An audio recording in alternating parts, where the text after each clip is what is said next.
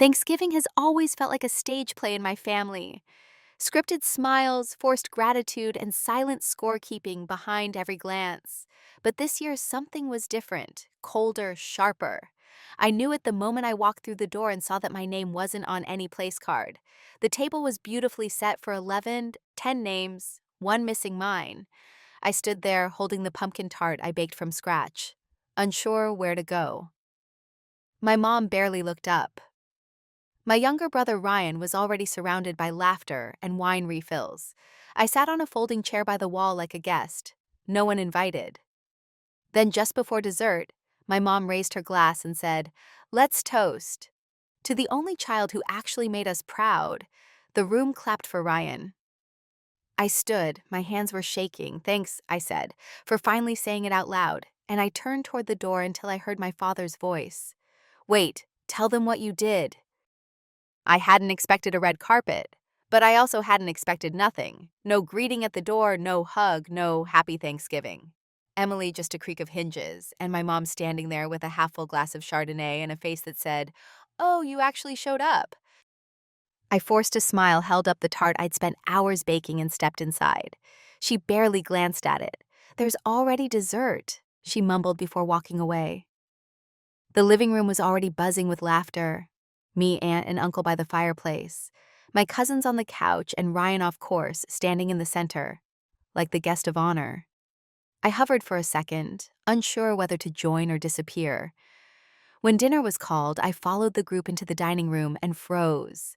The table was laid with krakina, crystal gold trimmed napkins, 11 chairs, 10 place cards. My name wasn't there. I scanned the table once more. Maybe they forgot. No one looked up. No one offered to scoot over. I spotted a metal folding chair against the wall. I grabbed it quietly, dragging it to the end of the table like a misfit puzzle piece. The screech of metal against hardwood echoed louder than it should have. Still, no one blinked. They were already deep into their stories. Ryan's new promotion, Ryan's condo, upgrade Ryan's brilliant pitch that saved the whole team. My uncle clapped him on the back like he'd just landed a spacecraft. I ate slowly. My food tasted fine, but it sat heavy in my mouth. I looked at my mom once, hoping for even a flicker of connection she didn't notice or pretended not to. And then came the moment my mom stood, glass lifted high, and called for attention. The room quieted like they knew what was coming, like it had been rehearsed. "I just want to say how proud I am," she began, voice already thick with wine and self-importance. "This year, more than ever. It's clear who's really stepped up, who's made us proud. I felt it coming, the sting, the punch. So let's raise a glass, the only child who's actually made us proud." Every head turned to Ryan. They clapped, my fork stilled midair. My chair may as well have vanished. I wasn't part of this story, not tonight, not ever. I stood up slowly. My knees didn't shake, but my chest did. I looked right at her. "Thanks," I said, my voice cutting through the clapping for finally saying it out loud, and I turned toward the door. I hadn't planned on making a scene. I just wanted to eat, say something polite, and leave before the weight in my chest turned into tears. But when my mother raised that glass and toasted Ryan like he was the family's personal miracle, something in me cracked the silence that followed. My words wasn't dramatic. It was surgical, precise, cutting through the air like a scalpel. I was halfway to the door when I heard it. Wait, it was my father. 3 decades of being quiet, of looking away, of sipping wine when things got awkward.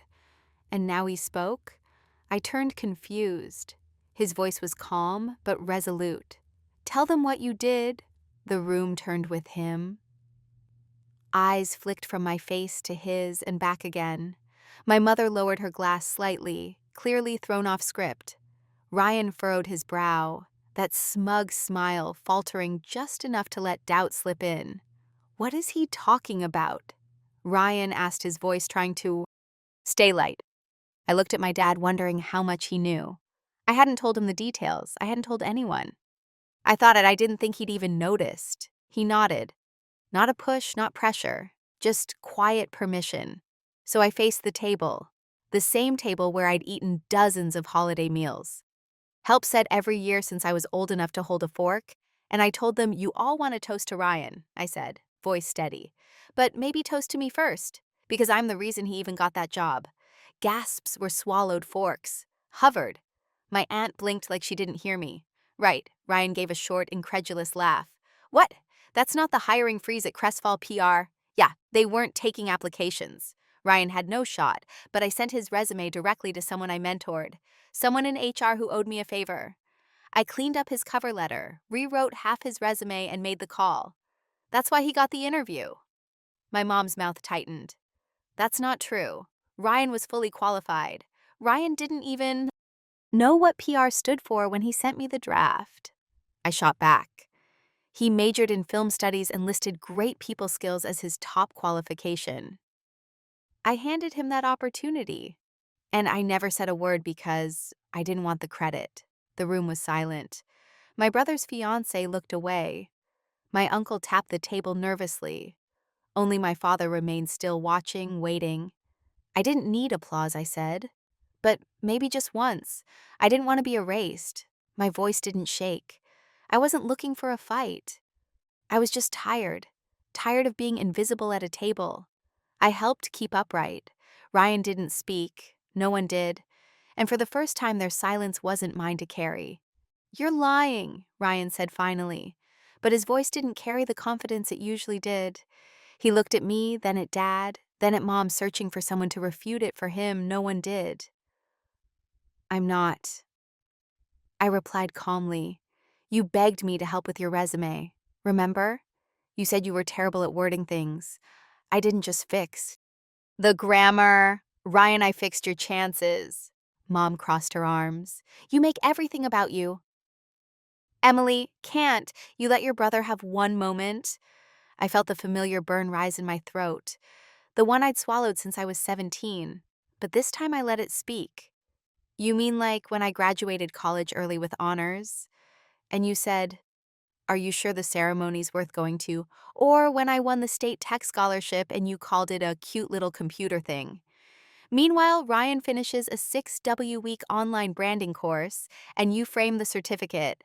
My mother's face flushed red, but not with shame, just irritation. "That's not the same." "No," I said, voice steady. "It never is, because Ryan's mediocrity has always been celebrated like royalty, while my success is inconvenient." Background noise. Ryan looked at me now with something closer to discomfort than anger. "I didn't know you went through all that. You didn't need to," I said. I wasn't asking for a medal, but I was hoping that one day I wouldn't have to drag a chair to my own family's table just to be seen. Silence blanketed the room again, and for a second, I almost regretted speaking. Almost then, my father cleared his throat. "I didn't know she helped you get that job, Ryan." He said, his voice quiet but firm. Ryan didn't answer. He just stared at the turkey like it might save him. I turned to Mom. "You want to talk about qualifications? He was underqualified for that job. He got it because of me, and I never said a word. Nod, even when you toasted him in front of all of us." Mom scoffed. "So what do you want? Now, Emily credit." I stared at her, stunned. "No, I want truth. I want acknowledgement. I want to not be erased in a room I helped keep from falling apart." She rolled her eyes. "You're being dramatic." But her voice wavered just slightly. Ryan spoke again, softer now. "Emily, I didn't know how much you did. That's the thing," I said. "You didn't want to know. It was easier to believe you were the chosen one than admit someone else cleared the path for you." The shame on his face was real. And for the first time, I didn't feel invisible. I felt seen. I didn't plan to unload years of quiet disappointment at the dinner table, but once the dam cracked, the flood wouldn't stop. "Do you remember?" I asked. Scanning the table when I flew to Chicago to present at that national coding conference. My mother blinked vaguely. "I placed top 5. You told people it was nice that I liked computers. Ryan got 3rd place in a local pie eating contest once, and you made t-shirts." A few cousins snorted quietly. No one laughed out loud. "I worked 2 jobs in college, so you didn't have to co-sign my loans." I continued, "When Dad threw his back out and couldn't work, I sent groceries every week for 2 months. You said it was sweet of me, like I was some stranger helping out of pity. I wasn't yelling, I wasn't crying. I was done performing for an audience that never wanted to see the real me. When you got that letter from the IRS last year about the lien on the house, I added, you said God must have fixed it because the case disappeared. It wasn't God, it was me. I paid it off quietly, so Dad wouldn't lose the home. He built, my mother narrowed her eyes. If you had that kind of money, why didn't you help when Ryan's car broke down last month?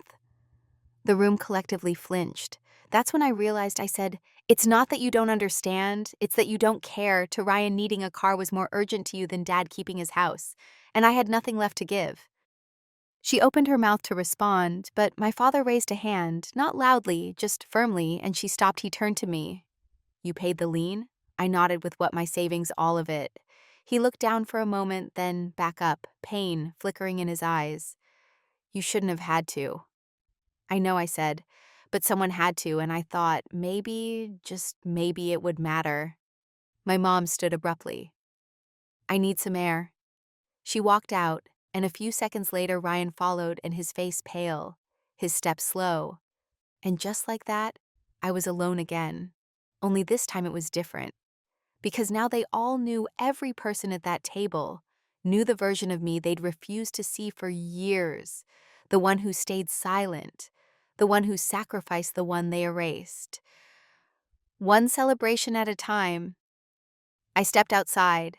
The air was sharp with November cold, but it felt cleaner than anything I'd breathed in that dining room.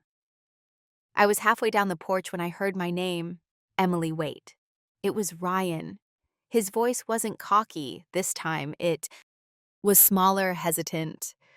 I turned to face him, the porch light casting long shadows between us. He didn't come all the way down at first, just stood there, gripping the doorframe like if he let go, the truth might drag him down with it. I need to admit something, he said, voice cracking slightly. I crossed my arms. Then go ahead. I knew, he said, about the job, not at first. But after I got the offer, I overheard a call HR mentioned your name. I knew you were the one who made it happen. I stared at him, and you said nothing. I wanted to believe I earned it, he admitted. I told myself it didn't matter, that I still had to do the interview, still had to show up. But when Mom started calling me her success story, I didn't correct her. You didn't just stay silent. I said you let her erase me and you soaked it up like sunshine. He flinched. I saw a tell regret flickering through that curated, always camera-ready expression. I'm not proud of it, he said. But that's not all. My stomach tensed. There's more. He finally stepped off the porch. His voice dropped to a whisper. Last year, when Dad was recovering and you offered to help refinance the house, Mom told me not to let you. I blinked. What she said, it would be a mistake, that you'd use it to control everything. She asked me to talk you out of it. Memories surged, Ryan telling me, maybe it's better if you don't get involved, you've got enough stress. I thought he was protecting me. Turns out he was shielding a lie. I didn't think you'd actually do it. He added quickly. I didn't think you'd spend your savings, but I did. My voice came out flat. I know, he whispered, and it's been eating me alive. We stood in silence, surrounded by distant laughter from inside a world that suddenly felt miles away. I looked at him. Not the golden boy, not the Instagram perfect brother, but the kid who used to ask me to read him stories when he couldn't sleep. Ryan, I said quietly, you were never the problem, but you let the problem grow because it benefited you. I know, he said. I'm trying to be better. I didn't forgive him, not yet. But for the first time, he wasn't just a silhouette in Mom's spotlight. He was trying to step out of it. Ryan took a shaky breath and looked at me, almost like he wanted permission to speak again. I didn't say anything, but I didn't walk away either. That seemed to be enough. There's something else, he said.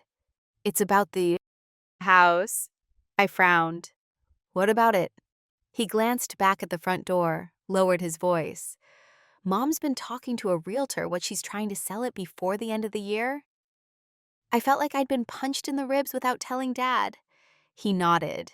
She said if she does it now, she doesn't have to list him on the paperwork because the deed is still in her name. She's already picked out a condo. Said she wants to downsize and move in with Aunt Linda.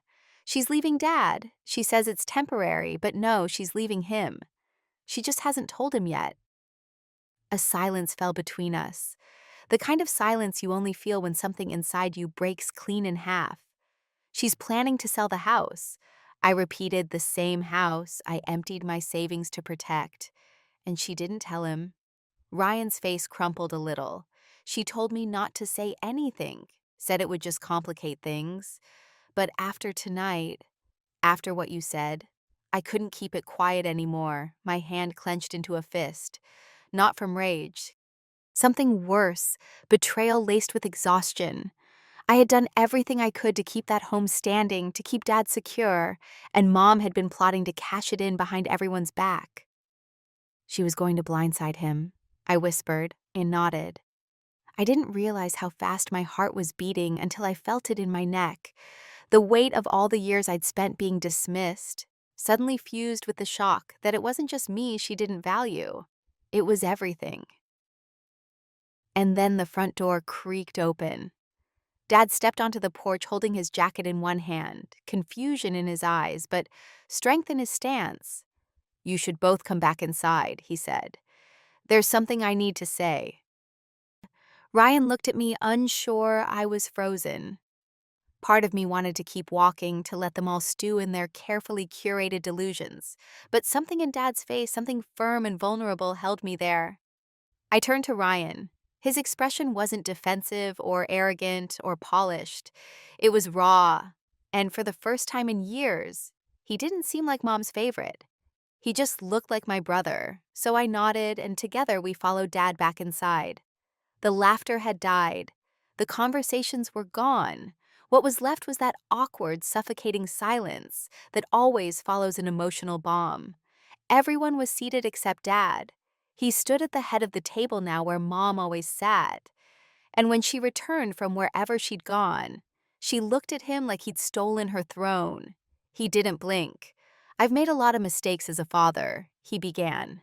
But the biggest one was letting this family pretend that being loud meant being right, that silence meant weakness, that the child who never asked for attention didn't need it. He turned to me. "Emily has carried this family more than most of you will ever know."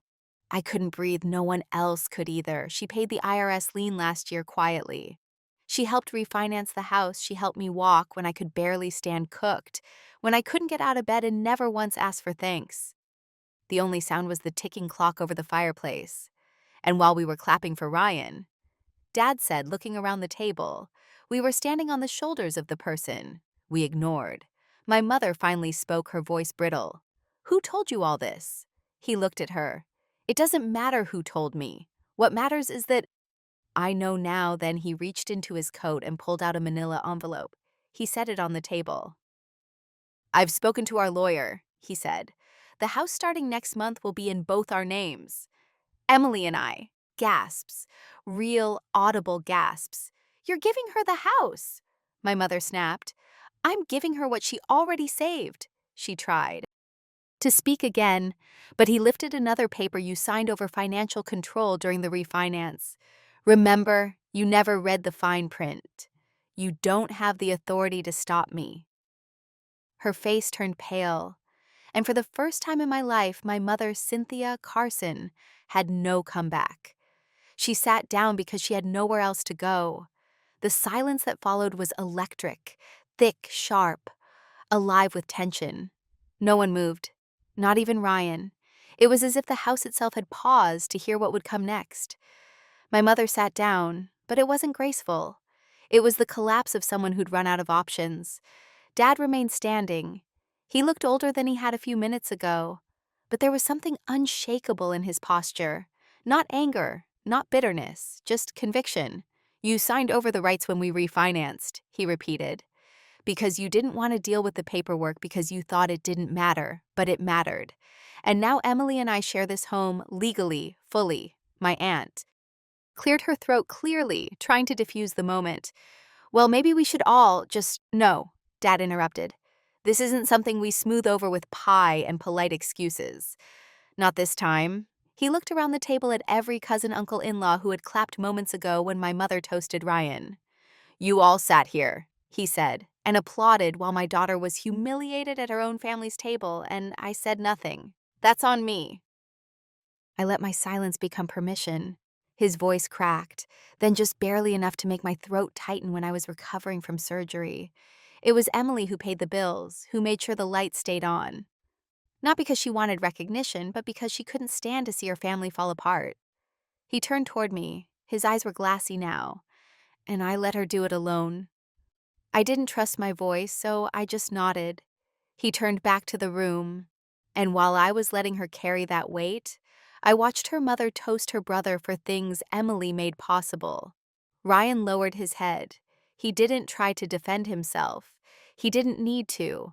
The guilt had already settled into his shoulders. Mom, still seated at the end of the table, scoffed quietly. This is ridiculous. Dad's head turned slowly. What's ridiculous is that you were ready to sell this house, the house Emily helped save and move in with your sister, and you didn't think I'd find out. She glared at Ryan, who didn't look back. At her. I was going to tell you, she said, voice tight. You were going to surprise me with a listing agreement and a forwarding address. He snapped. You weren't downsizing, you were abandoning. The word hung in the air like a slap. Mom stood again, this time with fire in her eyes. Do you think managing this house has been easy while you go to work? While you sit in silence? I've done everything, you've done everything except listen, Dad said to me. To your daughter. To the truth. She turned to me. So what? You win now. I met her gaze. This was never about winning. I didn't want a trophy. I just wanted to not be erased. Something broke behind her eyes, but she didn't cry. She never did. She simply turned, walked out of the room again, and this time no one followed. Dad looked at me. I know I'm late, Emily, but I'm here now. I swallowed the lump in my throat. Thank you, he nodded. You deserve to feel like this home is yours, not because your name is on the deed, but because your heart always was, and that was it. No grand speech, no violin, swell, just truth laid bare in front of everyone who needed to hear it. When I looked around the room again, no one made eye contact. They weren't ashamed of me. They were ashamed of themselves. And for once, I didn't shrink beneath their silence. I stood in it, owned it. It was no longer the silence of being ignored. It was the silence that follows a reckoning. People began to leave not long after. No more laughter, no hugs. Goodbye. Just the rustle of coats, the clink of keys, and the heavy sound of realization hanging in the air. Even my usually nosy cousin didn't say a word. Ryan stayed behind. He helped clear the table without being asked. No phone in hand, no performative comments, just quiet movements. Like he was finally learning how to show up without needing a spotlight in the kitchen. Dad poured himself a glass of wine. Then he poured one for me. We didn't toast. We didn't need to. A few minutes later, Ryan approached me with 2 mugs of coffee. One for him, one for me. I don't know if I can fix all of this, he said, not looking up. But I want to try, not just because I feel guilty. Okay, partly that, but mostly because I miss having a real sister. Not just the idea of one. I took the mug, we'll see, I said gently. He nodded. Fair, we didn't hug, we weren't there yet, but we weren't on opposite sides of the table anymore either, and maybe that was enough for now. When I finally stepped outside, the air had turned colder, but it didn't bother me. I looked back at the house, the porch I once entered like an outsider. The windows still glowing with light. It still looked the same, weathered, familiar. But it felt different now because this time I wasn't leaving empty. This time I had said what needed to be said. I had claimed what had always been Menno. Just the house, but the right to exist in my own family's story. The next morning, I woke up in my small apartment and made breakfast like I always did. But something inside me was quieter, steadier. My phone buzzed, a text from a cousin I hadn't spoken to all night. We were all wrong about you. I'm sorry. I stared at it for a moment, then typed back, "Don't be sorry, just be better." Then I turned the phone, face down, took a bite of toast, and let the peace settle in, the kind that comes not from being praised, but from finally being free.